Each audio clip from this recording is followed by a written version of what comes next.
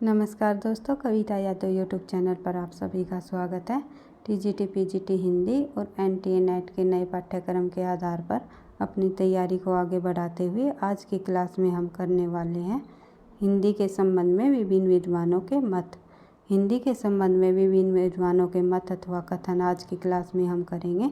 देख लेते हैं किस किस विद्वान ने हिंदी के संबंध में क्या उनके मत रहे, क्या उनके कथन रहे। तो आज की क्लास में हम कुछ विद्वानों के मत देखेंगे। नेक्स्ट क्लास में हम भाग 2 के अंतर्गत और जो अन्य रह जाएंगे विद्वान हिंदी के संबंध में जो उन्होंने अपने विचार रखे उनको भी हम साथ साथ कंप्लीट कर लेंगे। आज की क्लास टीजीटी पीजीटी हिंदी और एनटीए नेट दोनों के लिए आपको लाभदायक सिद्ध होगी, क्योंकि टीजीटी पीजीटी में भी हिंदी संबंधी प्रश्न कथनों संबंधी प्रश्न पूछे जाते हैं और एनटीए नेट में तो इनकी संख्या 5 या 6 प्रश्नों से भी अधिक देखने को हमें मिली है। हम प्रीवियस ईयर्स जब क्वेश्चन पेपर करते हैं तो उनमें आप लोगों को पता ही है कथन से का कितना महत्व है। तो आज की क्लास हमारी कथनों से संबंधित होगी। तो कथनों से संबंधित हर परीक्षा में प्रश्न पूछे जाते हैं, इसलिए वेरी इम्पोर्टेंट क्लास रहेगी। तो देख लेते हैं सबसे पहले देख लेते हैं नंबर 1 पर कौन सा हमारा कथन है, किस विद्वान द्वारा दिया गया है। हिंदी वह धागा है जो विभिन्न मातृभाषाओं रूपी फूलों को पिरोकर भारत माता के लिए सुंदर हार का सर्जन करेगा। किन्होंने कहा, किसका विचार है ये विचार है डॉक्टर जाकिर हुसैन जी का, कि हिंदी वह धागा है। हिंदी को क्या बताया, एक धागा बताया जो विभिन्न मातृभाषाओं रूपी फूलों को, यानी कि मातृभाषाएं क्या बताई उन्होंने, मातृभाषाएं फूल बताए। तो मातृभाषाएं फूलों को पिरोकर भारत माता के लिए सुंदर हार का सर्जन करेगा। जो हिंदी के अंतर्गत जितनी भी मातृभाषाएं आएंगी वो फूल एक प्रकार से फूलों का रूप लेती हुई हिंदी के धागे में पिरो दी जाती है और वह क्या होता है, भारत माता के लिए सुंदर हार बन जाती है। तो ये बात किन्होंने मानी, डॉक्टर जाकिर हुसैन जी ने ये कथन दिया हिंदी के संबंध में। बढ़ते हैं आगे। हिंदी के बिना भारत की राष्ट्रीयता की बात करना व्यर्थ है। हिंदी के बिना भारत की राष्ट्रीयता की ही बात करना व्यर्थ है। किन्होंने कहा, वीवी गिरी राष्ट्रपति जी ने, ये भी पूर्व राष्ट्रपति हुए हैं। नेक्स्ट देख लेते हैं। हिंदी किसी भी भाषा का अहित नहीं करती। हिंदी किसी भी भाषा का क्या नहीं करती, अहित नहीं करती, अपितु वह तो सभी आधुनिक भारतीय भाषाओं के विकास एवं समृद्धि में सहयोग देकर समन्वय का मार्ग खोलती है।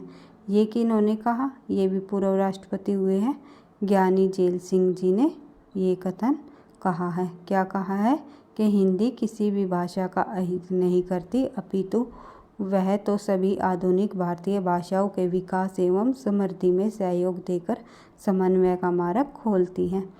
जितने भी कथन हैं हमारे सिलेबस में सभी को आपको पढ़ लेना चाहिए, क्योंकि परीक्षा में क्या नहीं पता होता कि कौन सा कथन पूछ लिया जाए। इसलिए एक बार भी आपको अगर वो कथन पढ़ रखा है तो आपको ध्यान आ जाता है कि हाँ, ये कथन इस विद्वान द्वारा कहा गया।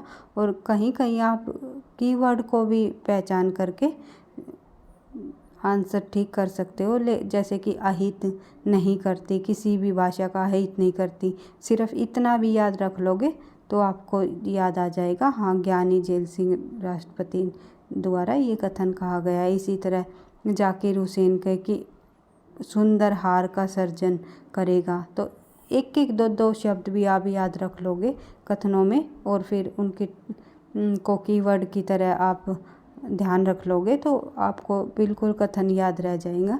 पूरा का पूरा कथन याद न रह करके कुछ, जैसे कि भारत की राष्ट्रीयता की बात करना व्यर्थ है, किन्होंने कहा, हिंदी के बिना, तो वीवी गिरी ने। तो इस तरह आपको याद रखना है, आगे बढ़ना है। बढ़ते हैं नेक्स्ट देखते हैं नेक्स्ट क्वेश्चन की तरफ। हिंदी का स्वभाव प्रेम एवं सहिष्णुता से ओतप्रोत है और यही उसकी विशेषता है। प्रेम और सहिष्णुता से ओतप्रोत किन्होंने बताया? हिंदी का स्वभाव, ज्ञानी झैल सिंह। दूसरा कथन है ये इनका, ज्ञानी झैल सिंह का। देख लेते हैं आगे। ये सभी भाषाएं भारत की सांस्कृतिक संपत्ति की समान उत्तराधिकारी हैं।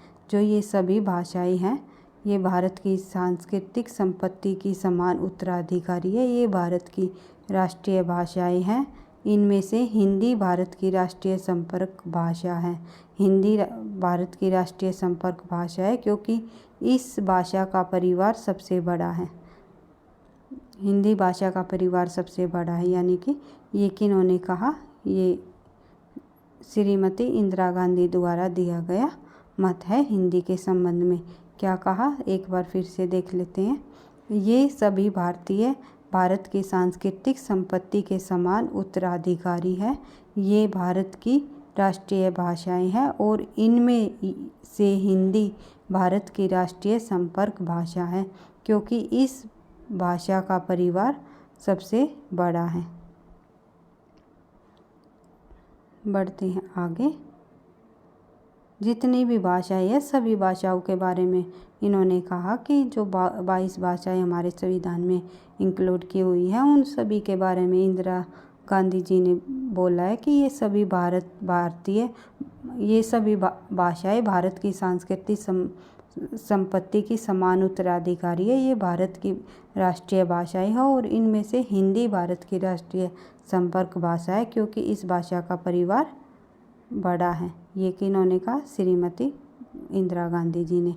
हिंदी को जानना हमारा राष्ट्रीय धर्म है। ये किन्होंने कहा? ये डॉक्टर शंकर दयाल शर्मा जी ने कहा, जो कि पूर्व राष्ट्रपति रह चुके हैं। नेक्स्ट देख लेते हैं। वेरी इंपॉर्टेंट कथन है भाई, ये कई बार परीक्षा में पूछा जा चुका है। TSSB में भी आया हुआ कथन है ये। तो देख लेते हैं क्या सुमित्रा नंदन पंत जी ने हिंदी के संबंध में क्या अपने विचार रखे, क्या कथन कहा?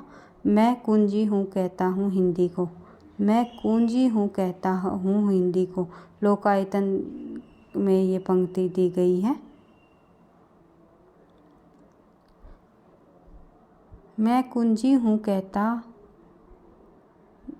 कुंजी कहता हिंदी को, खुलता जिससे सामूहिक मन, क्षेत्रवर्ती से ऊपर उठकर ही हम कर सकते हैं जन राष्ट्र संगठन।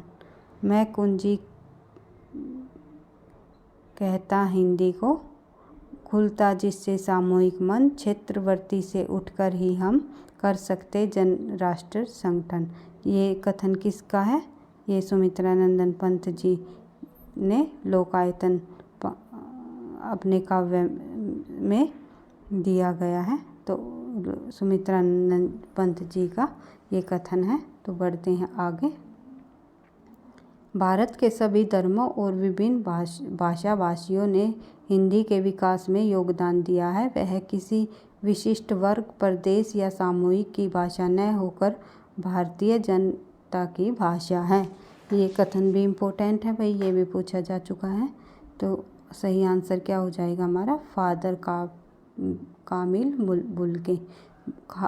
कामिल बुल्के ने क्या कहा है कि भारत के सभी धर्मों और विभिन्न भाषा भाषियों ने हिंदी के विकास में योगदान दिया है।